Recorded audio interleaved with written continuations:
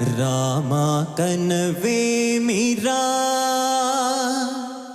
Rama కనవేమిరా Shri Raghurama కనవేమిరా